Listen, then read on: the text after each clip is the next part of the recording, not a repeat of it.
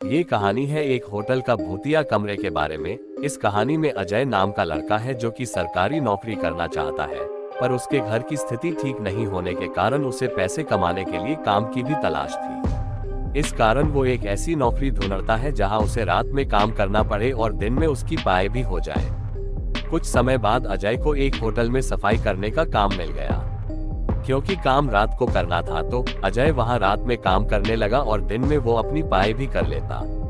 सब कुछ अच्छे से चल रहा था, पर एक रात अजय अपना काम खत्म करके आराम से बैठा था।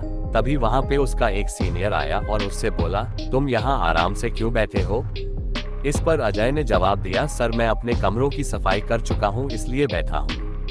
फिर उसके सीनियर ने कहा, नहीं आज तुम्हें होटल के सबसे ऊपर की मंजिल पे 4 कमरे हैं, उनकी भी सफाई करनी है, जाओ। इतना बोल के उसका सीनियर वहां से चला गया। फिर अजय ने होटल के सबसे ऊपर की मंजिल के 3 कमरों की सफाई कर दी और अंत में जो 4 नंबर का कमरा था वहां गया। वो बहुत ही आलीशान कमरा था। इतना खूबसूरत कमरा देख के उसे देखता ही रह गया। अभी तक किसी ने भी अजय को इस कमरे की खूबसूरती के बारे में नहीं बताया था। अजय ने थोड़ा ध्यान दिया तो उसने पाया कि ये कमरा तो पहले से ही साफ है, मगर फिर भी उसे वहां सफाई तो करनी ही थी, इसलिए वो वहां की चीजों को बड़े आराम से साफ करके उसके स्थान पे रखता जा रहा था। कुछ देर बाद अजय को ऐसा लगा उसके पीछे कोई खड़ा है। अजय ने पीछे मुड़ के देखा तो वहां कोई नहीं था। अजय ने सोचा वो कई रातों से काम कर रहा है और दिन में नहीं सो पाता, ऐसा इसलिए हो रहा है, और वो वापस अपने काम में लग गया। तभी अचानक उसे ऐसा लगा कि कोई उसके सामने से दौड़ के भागा है। अजय को अब डर लगने लगा और वो थोड़ी देर के लिए सहम सा गया और कुछ देर इधर उधर देखने के बाद उसने फिर से अपना काम चालू किया ताकि वो जल्दी से अपना काम खत्म करके वहां से निकल जाए। और जब वो वापस काम करने में लगा तभी मानो जैसे उसके कंधे पे किसी ने हाथ रख दिया हो। अजय अब घबरा के चिल्लाते हुए उस कमरे से भागने लगा। तभी अजय का गला किसी ने जोर से पकड़ लिया और वो भाग नहीं पा रहा था।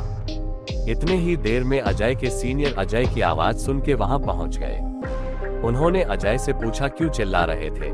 अजय गले में दबाव होने के कारण कुछ बोल नहीं पा रहा था। उसके सीनियर उसे कमरे से बाहर ले गए और उसे पानी पीने को दिया।